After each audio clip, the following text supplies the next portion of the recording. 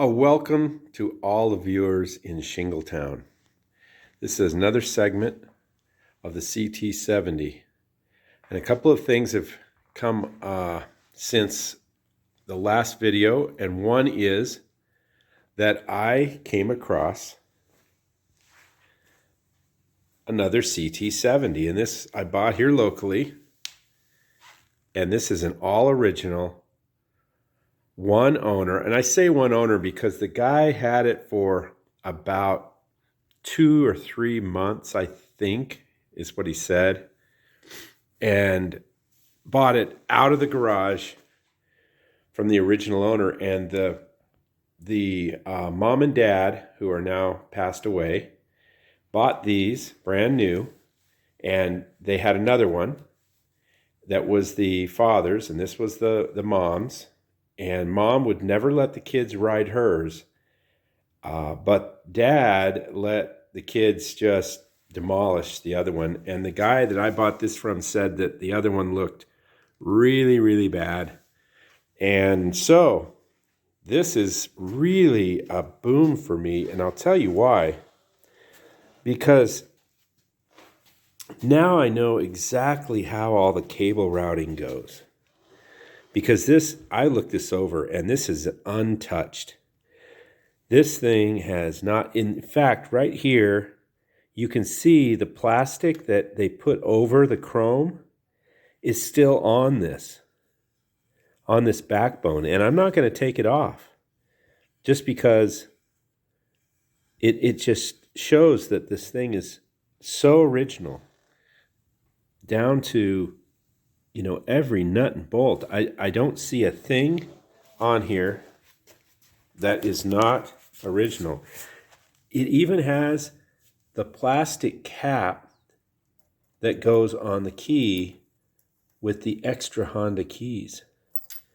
So this is quite a find. But aside from that, it's just going to be a huge help on putting this other one back together. As far as routing, because I have not had any luck finding routing. I've looked at all the manuals that I can find. It just doesn't show cable routing. So, as you can see, here's your cable routing, front hub, and that sort of thing. So, let's get right to it. As you know, I've been ordering hubs, different hubs off of eBay to try and find the correct one. Even on the forums, they're saying that they believe that they use the same hub all the way up to 78. But I'm finding that it's not that's not the case, or what I'm getting in the mail up to this point has been maybe 79 and above. But the ability for this to just come out like that, I mean, that just slides in, it meshes with the gear.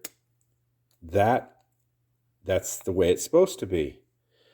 So what I have is another eBay special, and this one's in pretty good shape. It shouldn't be any problem to clean this up. And it has on it the typical bent ears here.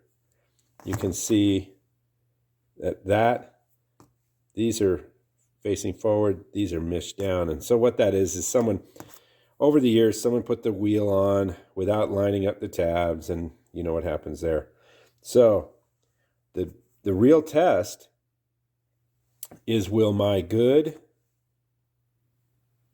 gear fall into the new or used eBay hub?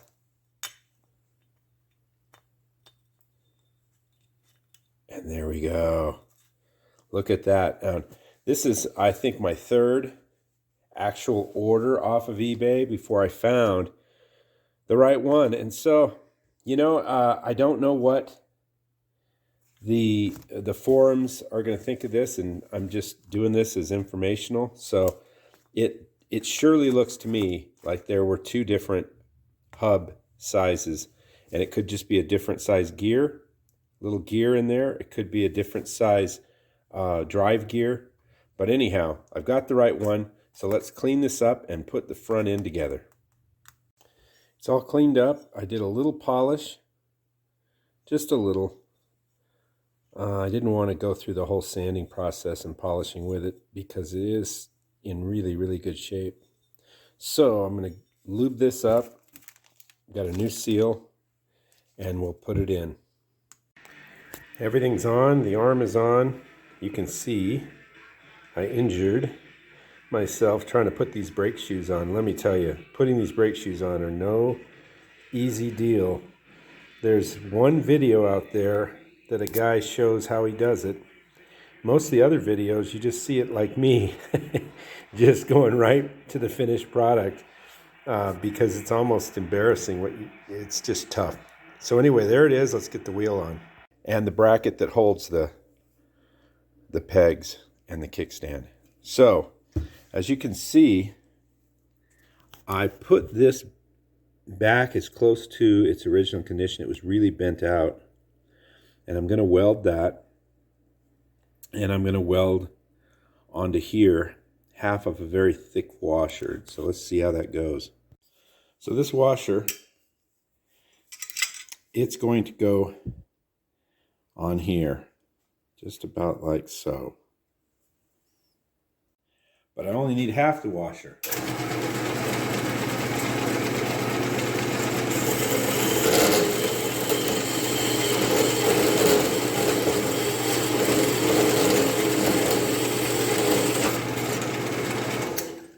And there we go. So we got half a washer. We'll see which side works best.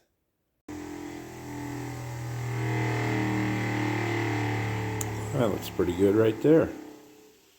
I'm gonna zap it and see if it lines up. And here's a little repair I needed to do right there because that had given way. I straighten this up. I'm gonna have to polish it. And there's the little washer and the area that has needed to be repaired there. So we'll grind these down and see how they look and paint them. There it is, all painted. Now I didn't get to show you the repair, but I think the repair is right underneath here. You see that, maybe? Looking good. Looking good. Don't you just love those OEM bolts? And I've just got this so that I can put it on its side stand.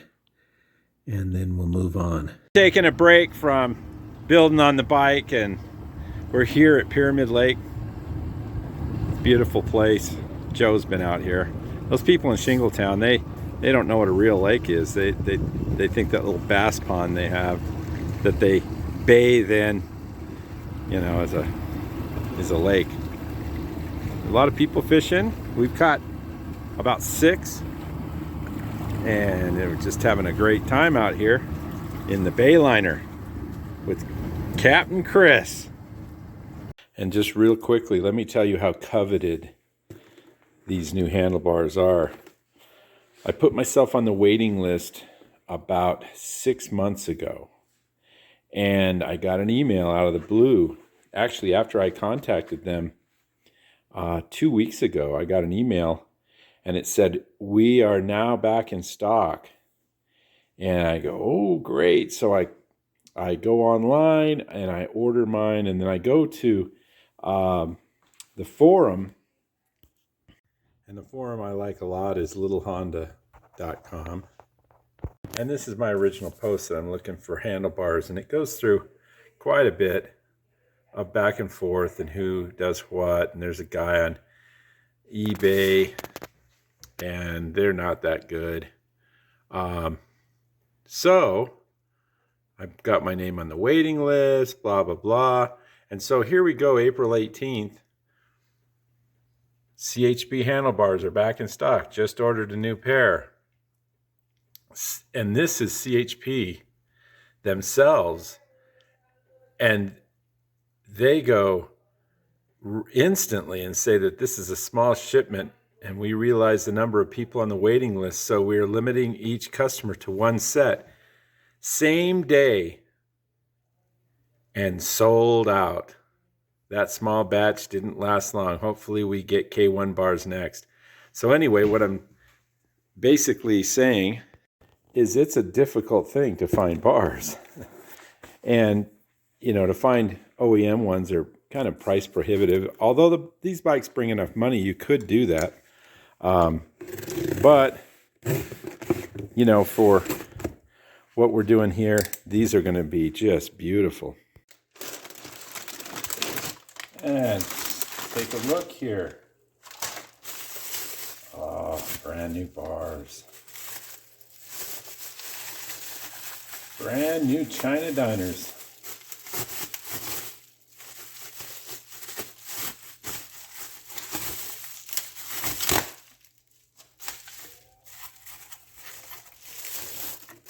The biggest problem with my old bars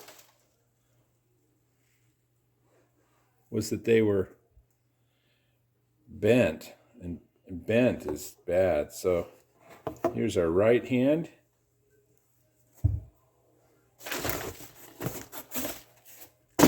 And here's the left.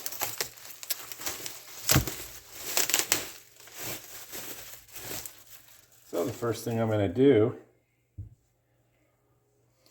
is I've got the new wiring harness here, and I've got the new rubber pieces. So I'm going to build this up and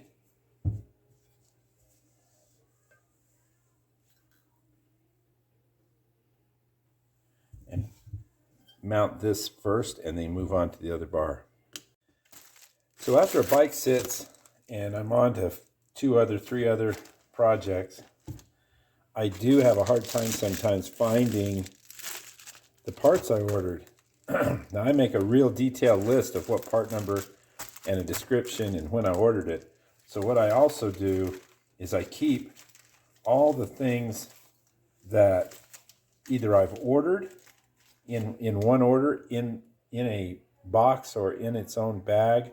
And I also staple, like this is obviously headlight. That's for the headlight adjuster. This is, if it's the same part number, you know, I will staple them together. And this is like a stator screw or something. So I found my little Honda rubber grommets, my switch, and the grips.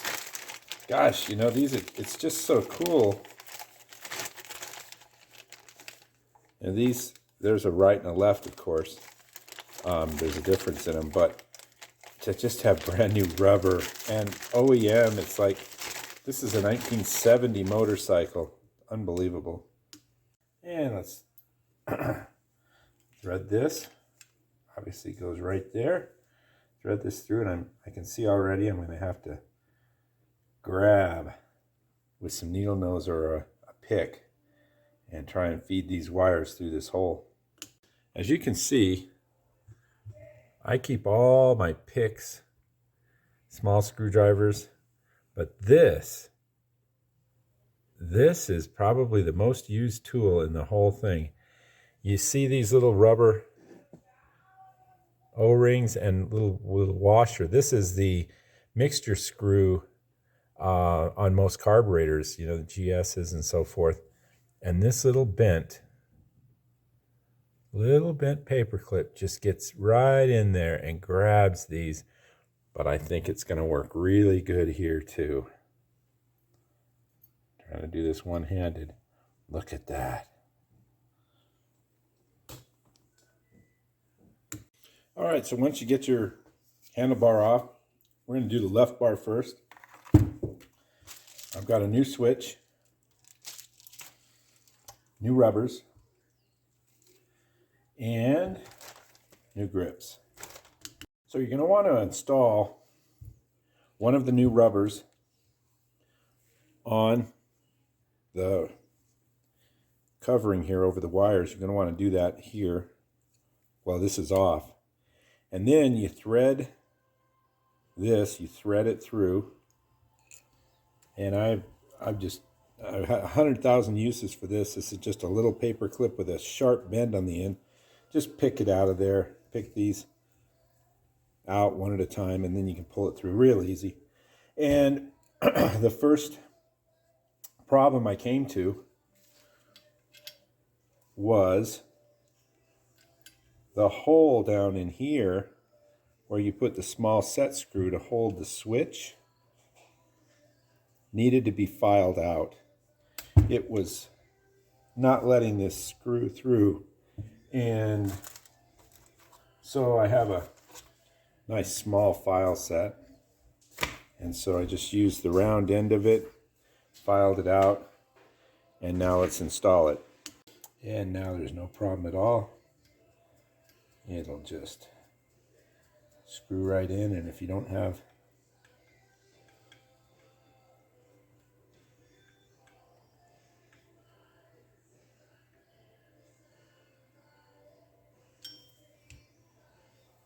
don't want to over tighten it. If you don't have these, Japanese Industrial Standard vessel JIS is what they're considered. Boy, these are really nice. And just work this rubber piece back up so it's in about the proper spot.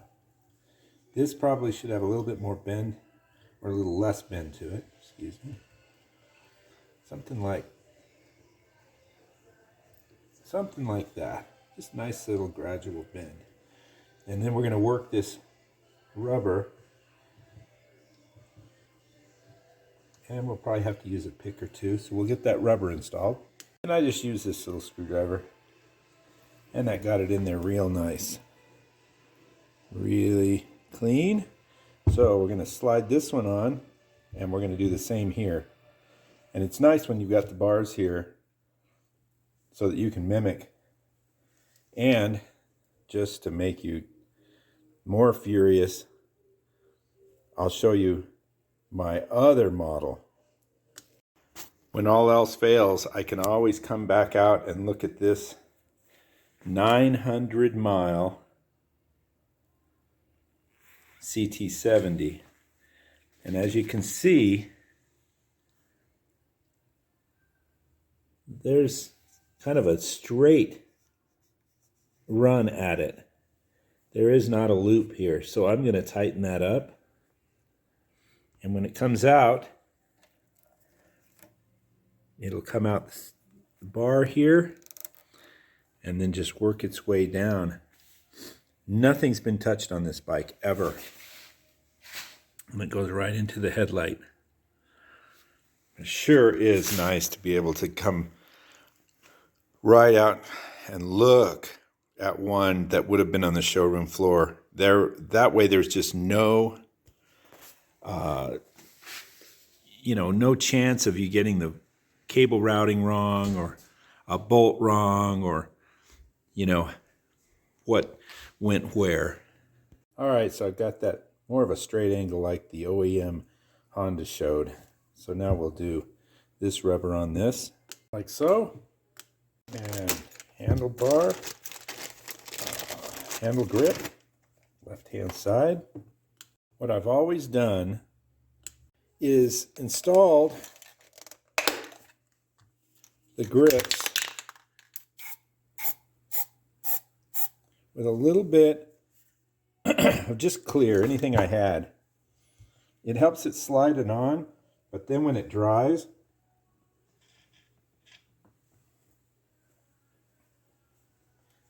once it's dry, it sticks. And if you're wondering what this is, it's the old fart. The old fart marking system. My 12 millimeters are blue and my 10s are gold. You'd think that these people would learn.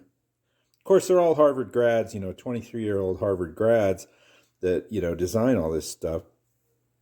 But that 12 millimeter should be as big or bigger than the snap-on. It should say 12 millimeter. so that old guys like I don't have to put my glasses on to see what I've got.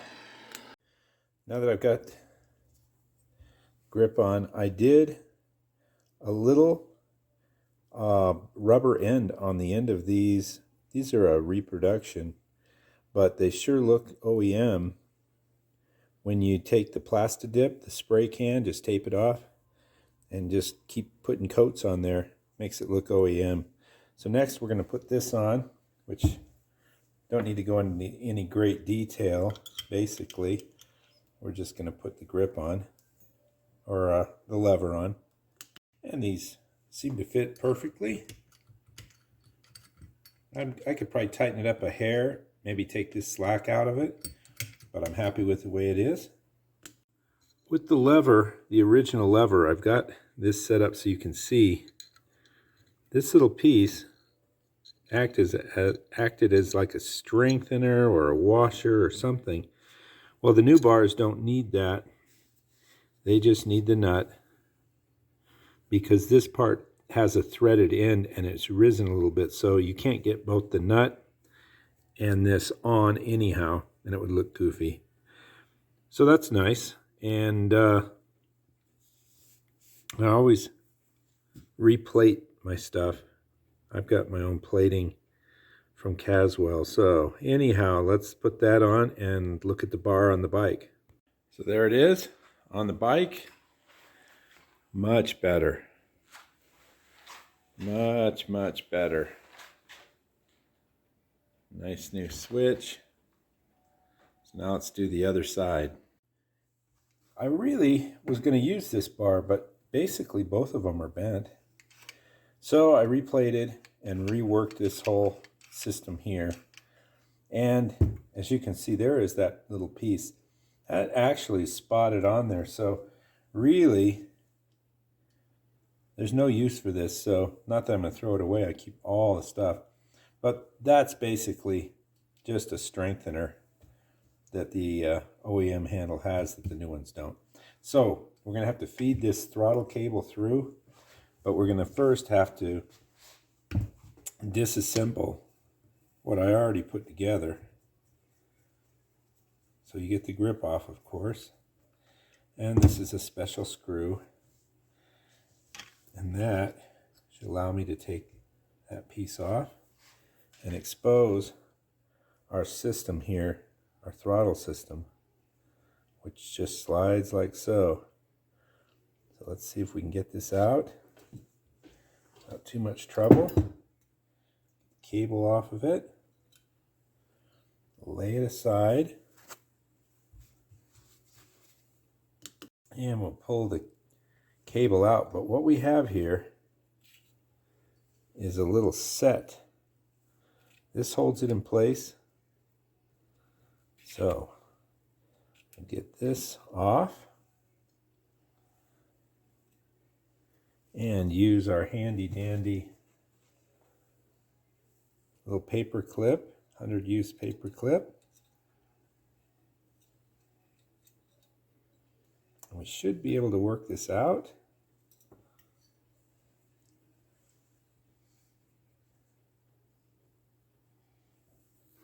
I can't quite remember how this came out, but I'm pretty sure.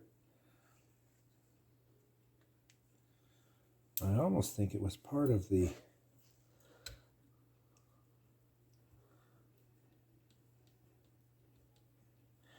gonna have to get some pliers.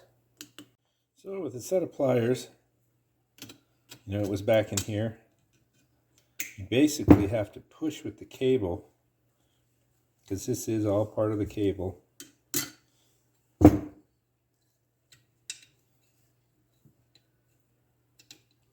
And it'll kind of work its way up like so. And then you'll be able to pull it out and then pull the whole cable out.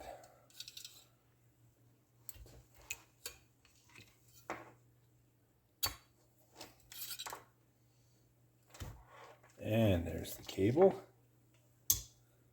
And so now we have the new bar. We're going to take the throttle cable and we are going to feed it right through the hole here. And we're going to look for it down there, and there it is. We're looking for it right down here.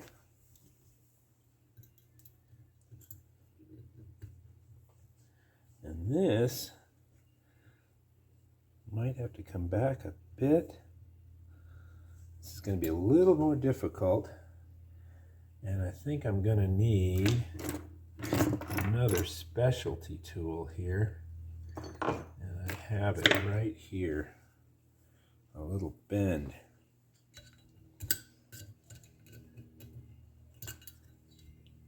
you're kind of pushing it, get it right near the hole, and somehow get it up through there. What I ended up with is an actual hook pick. I got in there and lifted it up.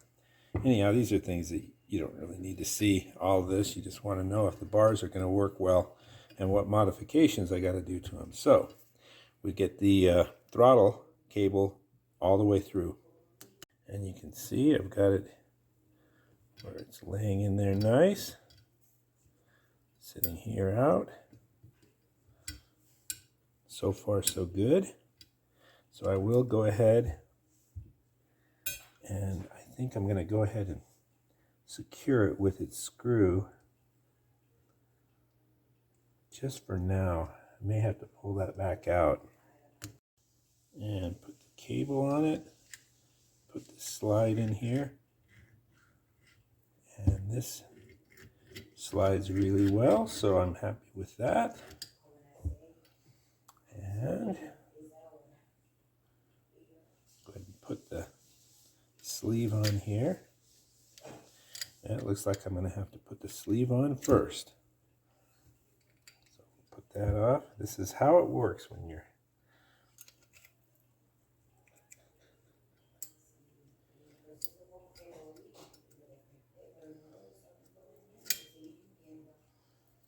and I'm going to have to also pull that screw. And this is probably something you guys all know anyway. So I'll remove the screw, put this back on. It took a little bit of persuasion. I took this, I turned it backwards, and then I hammered it with very slightly, but I got that in there. I got it in, and I got the hole lined up. And then once it gets to there, it's actually got some movement. So we've got that on, and you feed it through the tube here. Feed it through, you get it in there, and it's a little tricky.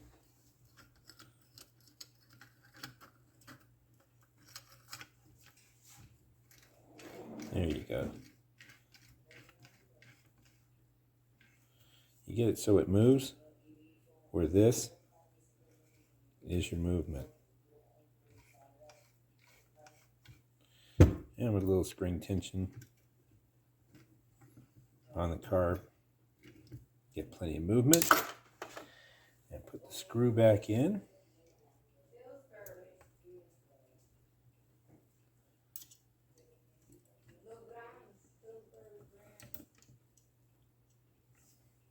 And when you get it all put back together right, you can see the screw kind of keeps it from going too far, holds it on, and it gives you the throttle movement. The end cap back on. Before I want to commit myself to this beautiful new Honda grip, I'm going to also clean this, but I'm going to make sure that everything else is proper and it's on, so that I don't have to take this off again, because once it's on, it's on. So got a called an OEM. It's not an original equipment, but I couldn't find one. And this, I believe, is a horn button. And that goes in here. And there's a small hole for the screw there. We're going to see if we're going to have to file that hole out. The first thing is to feed it through and get it around the corner. I think I'm doing.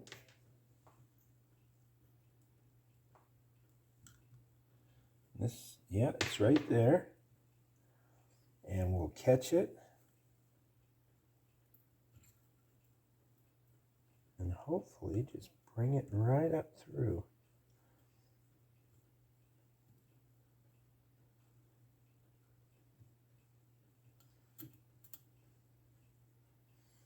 Oh, it's so close.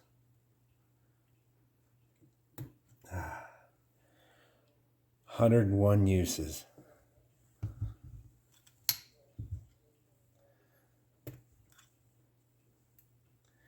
Take the little screw off the end here. And I'll just go ahead and use it. I've got the old screw if I needed it, but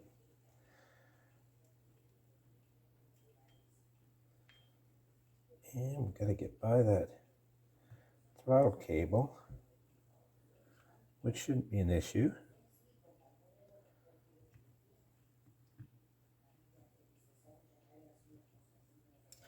But we might even have to get more to allow for this big area here.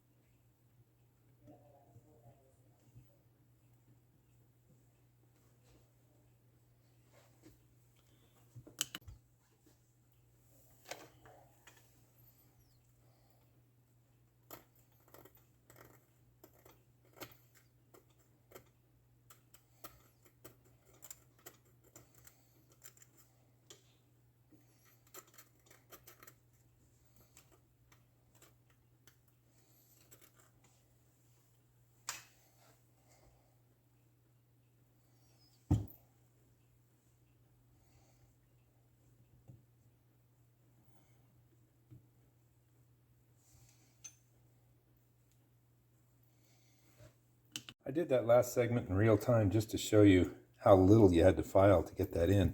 So now that drops in there, and I believe it's going to line up for me. So we'll get that put on, and there's really nothing else other than unless there's a problem here with the brake lever. So brake lever operates, throttle, horn button, and the grip.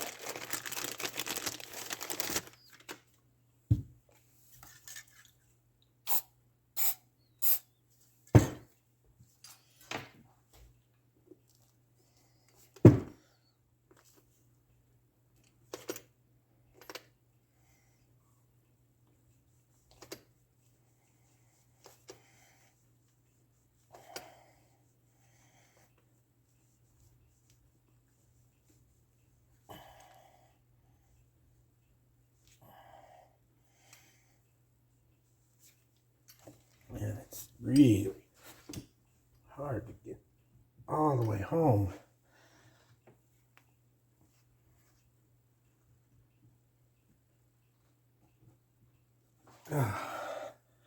There we go.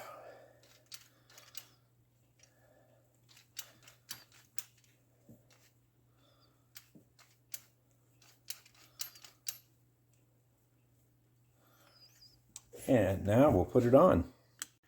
And that is how you do it. Now, do they line up? Yes, they do line up. They are straight. What a difference.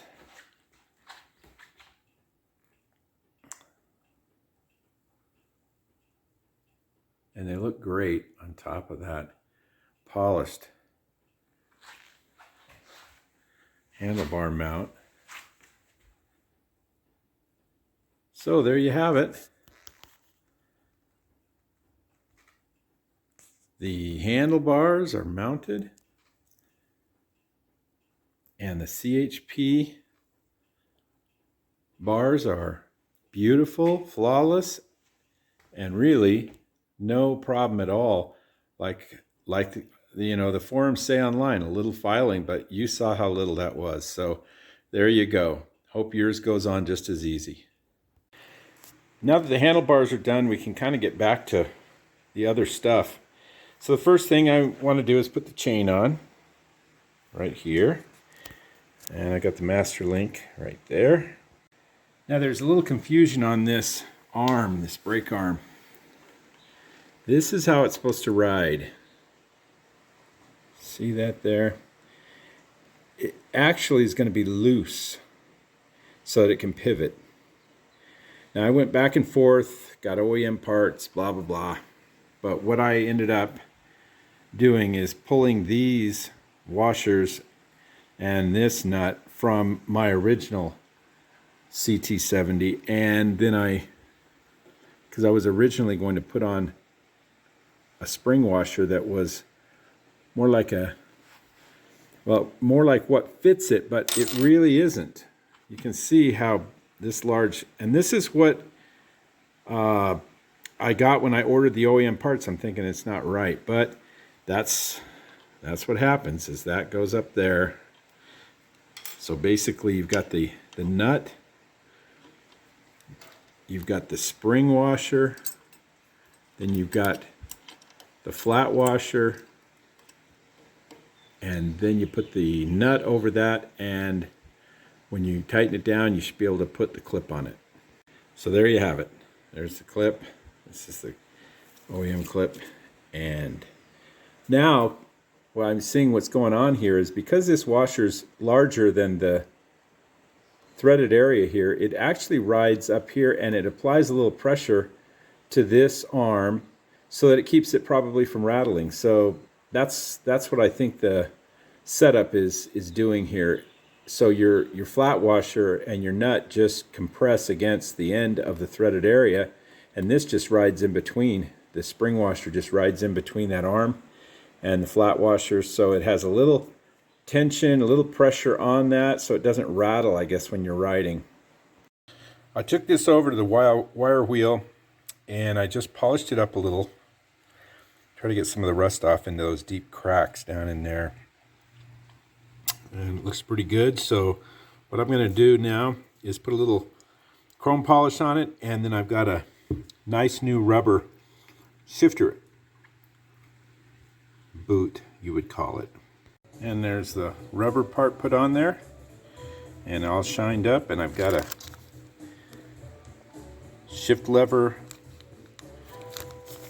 bolt here that I replated, all original Honda. Well, something's wrong here, and as you can see, it's more than likely a bent foot peg holder. So in order to find out if that's true, it's handy to have the other Honda here. There's the other Honda. Shift lever will actually go in there quite easily. So this is really bent on the one I've got, so I'm going to have to pull it off and we're going to have to straighten it. Well, I heated this up. Now I may not be getting enough heat on it, but I'm using the MAP gas.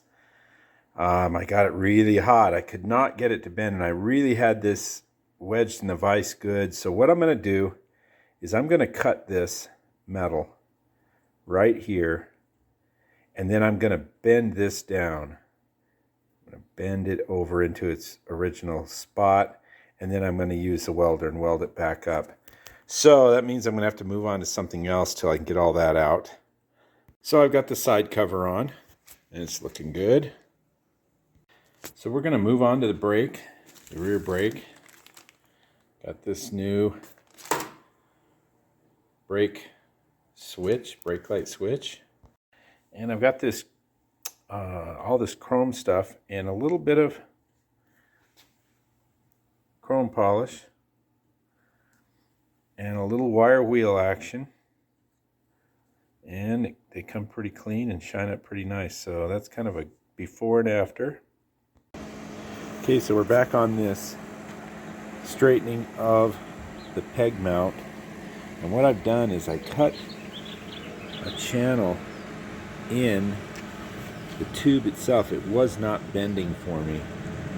So I just took and cut and bent it into position, and now I'm going to weld up that cut.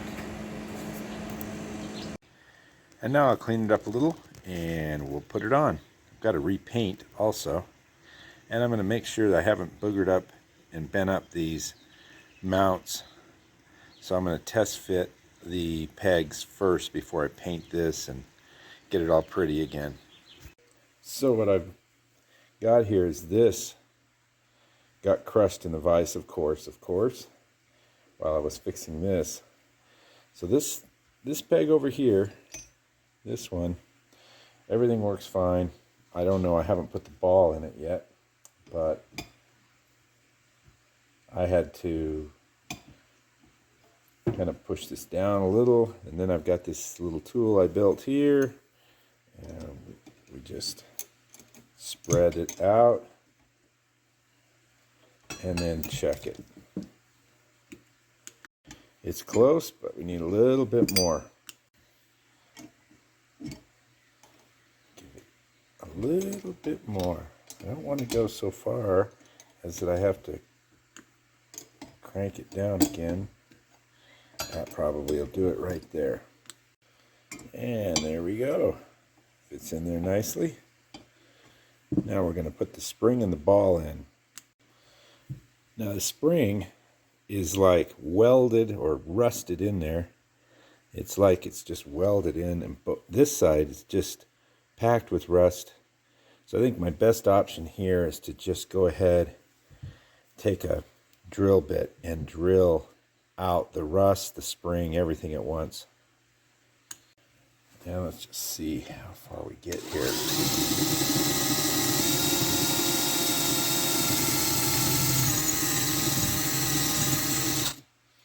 Oh yeah, I got a lot of it. It's actually more dirt and rust. Here's a little piece of spring that came out, but I'm going to keep stepping up the drill size till I get that spring out.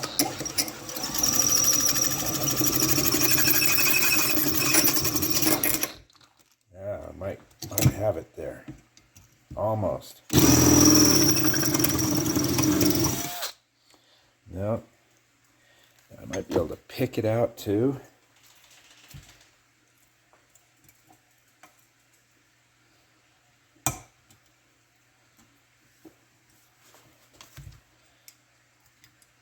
There's some of it. Oh, maybe I'm getting it here. From breaking it off would be good. Oh yeah. So I'll keep working on this. We'll get that spring out, the old spring. There it is. Came right out. Right out. So I've got the new shim here, a pin. This one's good, but this one's bent, so I've got a new one of these. And then I've got 2 new balls and 2 new springs. And I'm going to clean out the hole a little.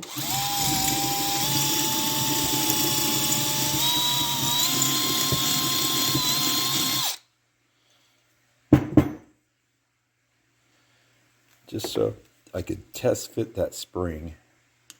And I went up one more size on the drill bit to get the spring to actually fit.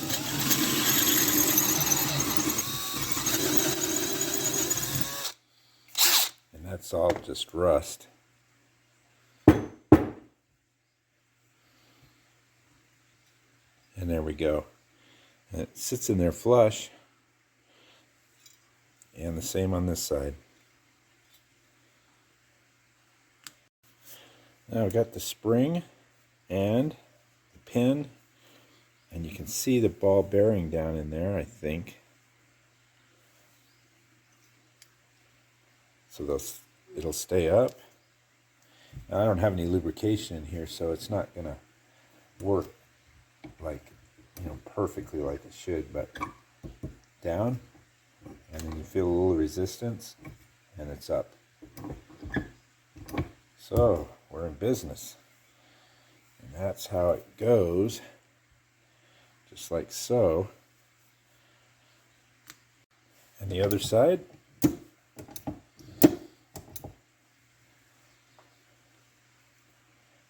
There they are.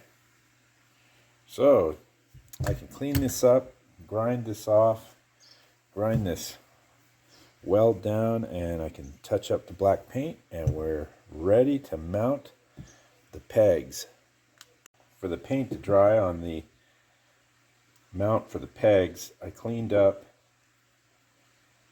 the brake parts, and I'm going to start assembling that. And here's how this is set up. Got the brake, and this is going to attach to the arm, and this is going to attach to the cable. Now that everything fits, or I know everything lines up, I'm going to lubricate all these pieces. And put this back on. Oh yeah. Be very careful.